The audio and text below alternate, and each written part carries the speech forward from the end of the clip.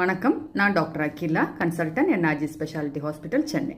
நாய் கடிச்சவங்க யார் யார் வேக்சினேஷன் போடணும், யார் போட தேவையில்லை அப்படிங்கிறது தான். ஃபஸ்ட்டு கேட்டகரி 1 அப்படின்னு சொல்கிறது.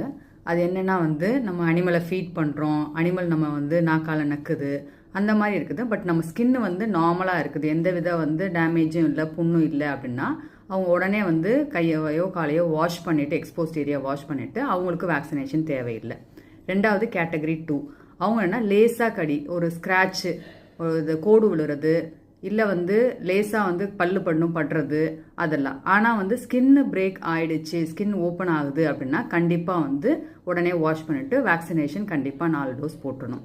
மூணாவது கேட்டகரி அனிமல் ஆழமாக கடிச்சிருச்சு, அப்படி இல்லை கடிச்சு அப்படியே கொதறி நம்மளோட அடியில் உள்ள ஸ்கின்னுக்கு கீழே உள்ள உறுப்புகள்லாம் வெளியில் தெரியுது அப்படின்னா உடனே மெடிக்கல் எமர்ஜென்சி. அது நீங்கள் பார்த்துட்டு வேக்சினேஷனும் போடணும். அது தவிர இம்யூனோகுளோபுலின் சொல்கிறது. இம்யூனோகுளோபுலின்னா உடனே எதிர்ப்பு சக்தியை கொடுக்கறது. வேக்சின் கொஞ்சம் டைம் எடுத்து ஆன்டிபாடி ப்ரொடியூஸ் பண்ணி எதிர்ப்பு சக்தியை கொடுக்கும். ஸோ இது ரெண்டுமே போடணும், இம்யூனோகுளோபுலின்ஸும் போடணும், ப்ளஸ் வேக்சினேஷனும் போடணும்.